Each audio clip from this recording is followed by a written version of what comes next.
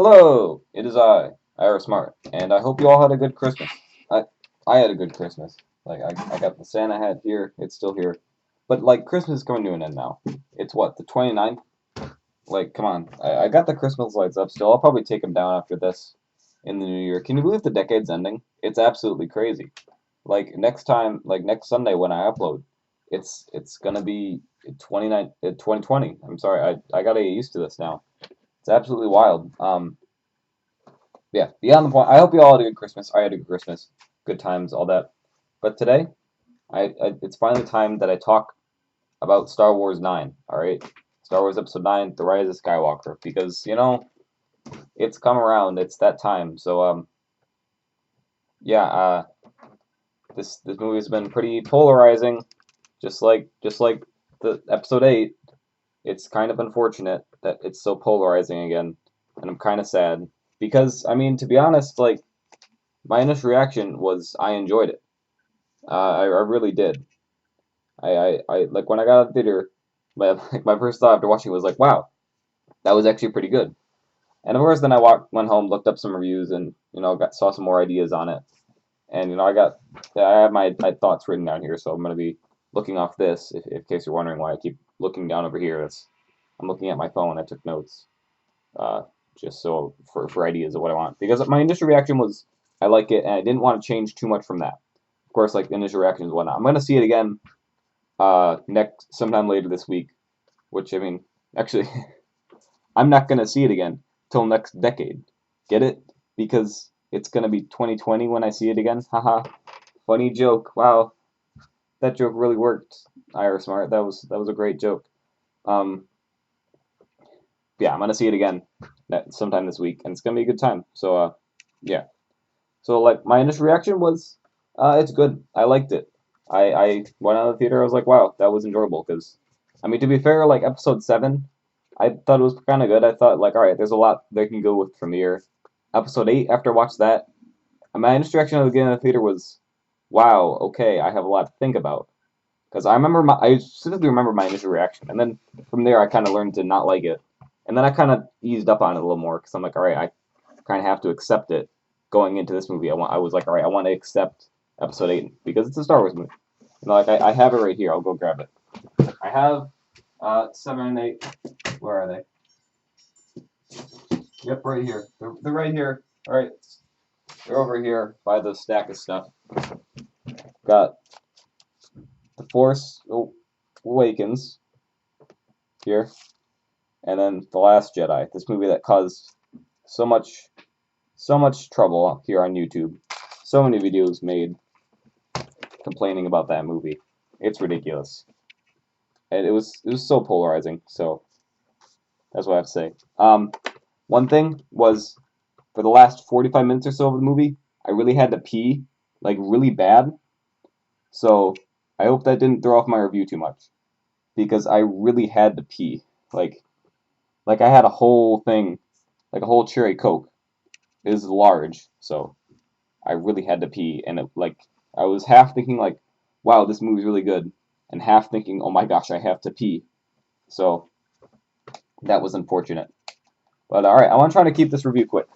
I don't want to waste your time here. So all right, like overall, I think the first half of the movie was kind of rushed, and then the last half of the movie was pretty epic. I actually really enjoyed it, and like overall, I like the movie. It's on my tier list of movies. It's kind of like middle. All right, it's like middle. It's not the best. It's not the worst. It's right there in the middle. Like I might make a whole tier list later or like a rankings sort of thing.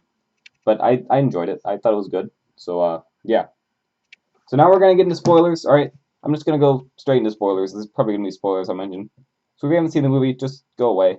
But I'm assuming most of you probably have seen the movie because it's Star Wars and you're gonna give Disney your money regardless of what they put out. But yeah. So I mean, to understand why I like this movie, I kind of want to talk about why I like movies because personally for me, I'm not like big into the whole narrative sort of thing. Like I like a good narrative. I like a good movie, and I can tell when a movie is bad or like when it has a bad narrative. Because if I watch a movie and the plot is just all over the place and not easy to follow, I notice, and it takes away my enjoyment out of that movie. I typically like action comedy movies, that sort of thing. That's usually where I stay in my genre. That's the kind of thing I like. I'm not really big into big emotional feely movies as much because I don't know, I like big action movies, but I also like them to have good understandable plots. I don't need them to have overly complex plots, but I like good plots. I've said plots a lot. Are you sick of hearing the word plots? Because I sure am. Yeah. It kind of does when I go to a movie. I have this mentality of just turn my brain off and watch the movie, enjoy it, and then that's kind of how I watch movies. I don't know, maybe that sounds weird to some people, but that's just me. That's what I look for when I watch a movie. I don't like to be too nitpicky until like after I've seen the movie, which is now. Now I'm gonna be a bit nitpicky and pick out a few things. But like I said, my initial reaction was I liked it, and I'm gonna stick with that because I like this movie. It was a good movie. It wasn't a great movie. It was a good movie. Yeah. So let's see. Like kind of like here's an example. So I remember in one time I was in ELA class. I had to write a paper on part of a book, and it was something like it was in The Great Gatsby, and it was something about how in this one scene a character looks at a clock and they're like, "Wow, that's a cool clock." And then I had to write an entire paper about how that means that the character wants to turn back time to when things were simpler. I don't know, maybe this is me. I just personally hate that. I hate papers like this, just ELA stuff, where someone's like, oh, the author put this in here because it means this. It's like, no, they just put it in there because the character's checking the time. What do you, they're like, fine. I'm just never been big into the whole narrative sort of side of that sort of thing. I don't know. That's just not how I work. That's not how my Stormtrooper brain works. But anyway, moving on. Uh, bu- bu- bu- bu- bu- So yeah, to get into like a whole thing, I feel like with Episode 7, it was a good starting point for the sequel trilogy. Uh, J.J. Abrams had his vision. Disney was like, all right, you have reign over the sequel trilogy. You're gonna make a trilogy. It's gonna be great. J.J.'s like, all right, great. I'll make my first movie. I'll make my second movie, and I'll make my third movie, and they'll all be great. And then after 7, the audience reaction was kind of because of course it's Star Wars. No one's gonna be satisfied with whatever they put out, and it's Disney. People don't like what Disney does. So of course, that one did kind of and then Disney was like, oh shoot, get a different guy on. We're gonna have Rian Johnson make this movie. Rian Johnson made a completely different idea. And say what you will about that, but the point is that J.J. Abrams didn't make it. J.J. Abrams had an idea of what he wanted to do for Episode 8. He didn't get to do that. And so now, if J.J. Abrams' plan was like this, of 7, 8, 9, it was now 7, way over here, 8, and he has to try and bring that back for 9. So that just leaves us with Disney had no plan for this trilogy. They had no idea what they were going to do. They just left it up to whoever was making the movie, which is not a good way to make a trilogy. But regardless, I got to keep moving on. There's a lot to talk about here. But yeah, Episode 9, it's kind of just stuck. Whenever the movie ended off, it's like, wow, all right, well, Rey's going to fight Kylo, and Rey's going to win. And that's pretty much it. And they tried to change it up a little bit, but by doing this, they kind of just smushed 2 movies into one, and that's what 9 is. I still enjoyed it, but it's just very rushed. The first half is very rushed. They just tried to do everything that they possibly could, and alright. But like, as a whole, it actually, this might sound weird because of all the negative things I mentioned, but it makes me like the other sequel movies more. I can enjoy these movies more now because after seeing Episode 9. And some of the characters too, which I'll get into characters later. But it made me like some of these things more, which I don't know, maybe that's weird. There are some things I didn't like.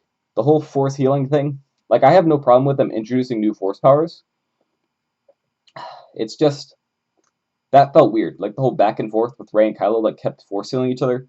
I feel like it was a bit overused, and it's like, all right, I guess that's like the whole Darth Plagueis thing, using the force to create life. But whatever, I guess I don't know. It just felt weird to me. I don't like how they used it. I feel like it could have been done better, kinda. Like the whole thing where like Rey put the lightsaber behind her back, and then Kylo picked it up. What? You can teleport objects with the Force? I guess. Like weird. All right, whatever. That's just all right. We're gonna. All right, but yeah. Some other parts were kind of fan service. The whole thing where Chewie got his medal, like I was like, oh wow, they finally gave Chewie his medal. It's based off that, and then like, wait, why does Maz Kanata have a medal? Was this Chewie's medal he was originally supposed to get but didn't? Is this Han or Luke's medal that Maz Kanata stole is now giving to Chewie?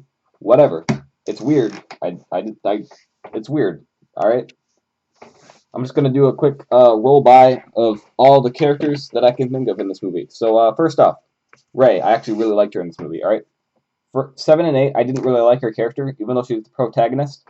This movie, I actually liked her, and it made me like her character more because I don't know. It just seemed like her character was more developed and made more sense now with the whole Rey as a Palpatine thing, which I'll get into later.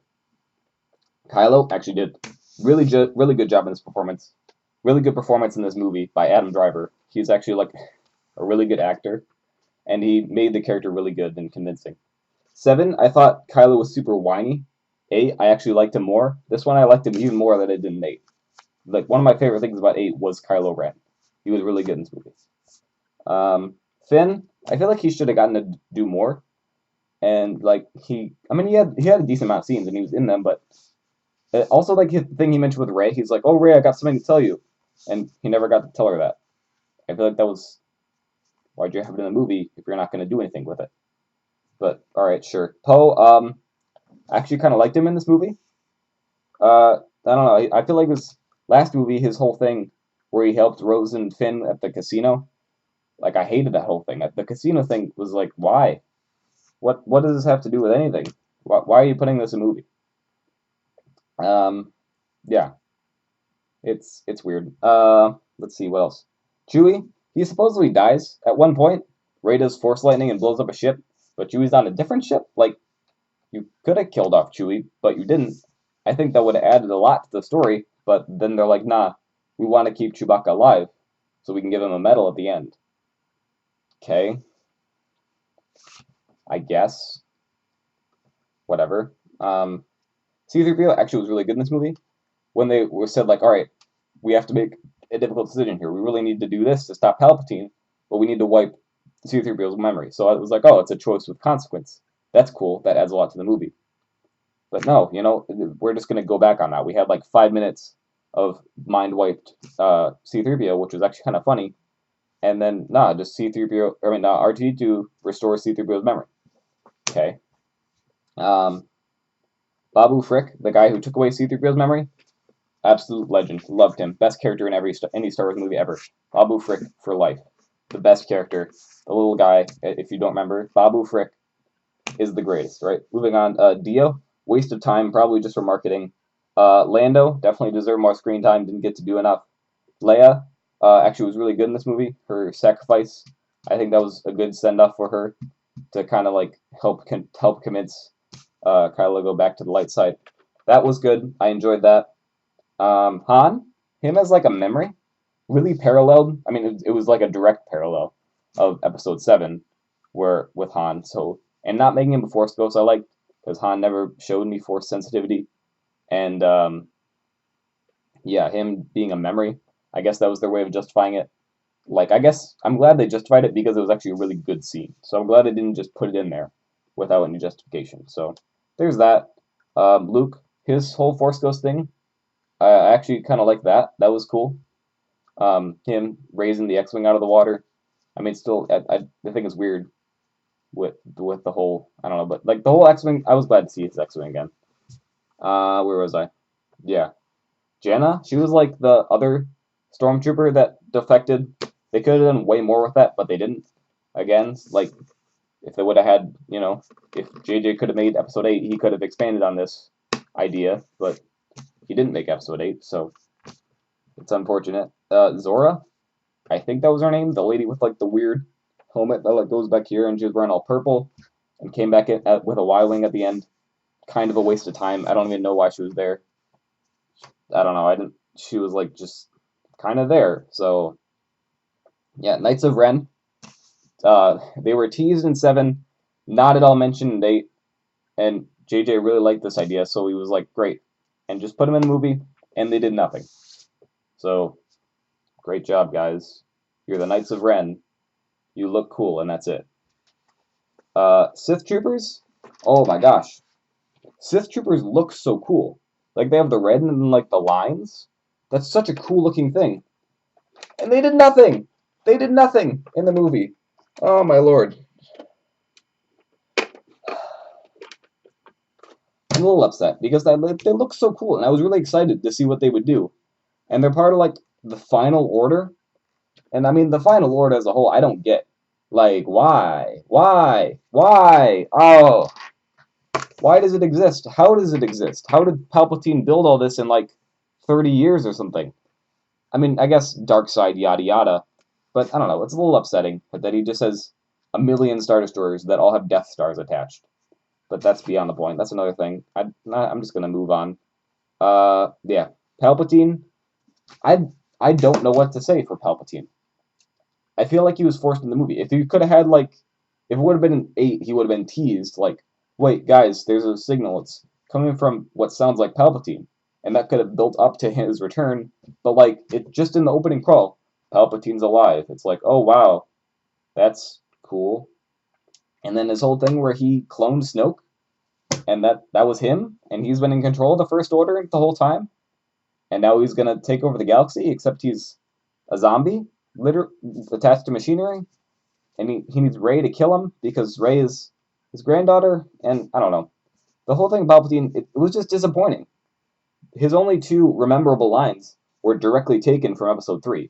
He said, "Do it," and that was like, ah, yeah, that's the line from 3.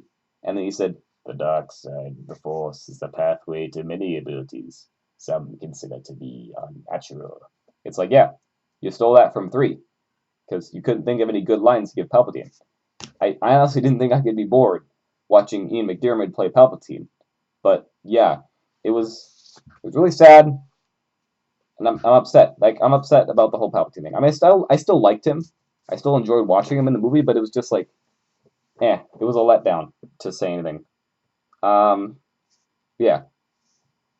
The whole Rey Palpatine thing. I mean, it's cool. It works for the narrative, but I really liked the idea that Rey was a nobody and that anyone could have the Force. You didn't have to be related to a Force user to have the Force. I mean, I guess because people called her a Mary Sue, and I guess JJ wanted to be safe and just justify that. I feel like that was the whole thing. JJ just wanted to play it safe with this movie, which is kind of unfortunate because, I mean, Ryan Johnson took a bunch of risks and everyone ridiculed for him. So I guess JJ has good reason to want to be careful with this, and I guess I don't know. Maybe that's why I liked it. Maybe that's why I didn't like it. I don't know. It's weird, but yeah, I'm not a movie reviewer.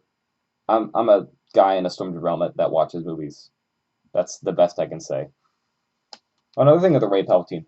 I remember in Episode 7 when I saw this, Rey has like a stabbing motion to her lightsaber strikes, and Palpatine's the only other person that's ever done a stabbing motion, and Rey having no lightsaber training. I guess I don't know. Maybe JJ actually did plan to have Palpatine come back. So I don't know. We'll never know, I guess. The Jedi voices scene. It was weird to like, I am all the Jedi, I'm all the Sith. That thing was kind of stupid when they said that. Very predictable. Like Palpatine, I am all the Sith. I was like, oh, now Rey's gonna say I'm all the Jedi. She did. But like the Jedi voices, that was cool. They had like so many people come back to say Rey, like or like something. Like Ahsoka was in there apparently. I missed that. People told me Ahsoka was in there, and like a bunch of other people, which is really cool. I really appreciated that. Um, Reylo, Rey and Kylo, they kissed. Kind of weird. Yeah. Moving on. Who did Palpatine get with to have a son that had Rey?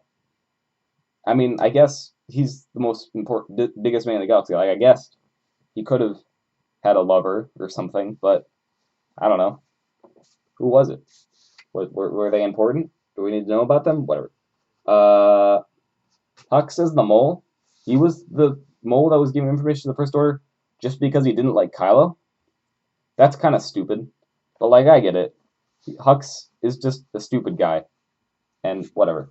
He's gone now. So, I mean, I guess the whole thing with Lando showing up at the end was cool. And that was a lot of ships. I'm just wondering, like, where he got them all in, like, 20 minutes. He was like, hey, everybody, Palpatine's back. We're going to go kill him. And so he just got everybody in the entire galaxy to go fight him. So That's kind of cool. I enjoyed that scene. That was really entertaining. Like I said, I was half thinking about, wow, this is cool, half thinking about, my goodness, I have to pee. Um, yeah, that's all I can think of. I want to end this review here. It's gone on for long enough. Um, yeah, I hope I didn't seem too negative. I really nitpicked a lot of things, but overall, I actually really enjoyed this movie. It's not my best movie. It's not my worst Star Wars movie. I just really enjoyed it, and yeah, I can't wait to see it again. Because it's an entertaining movie. So yeah, uh, bye.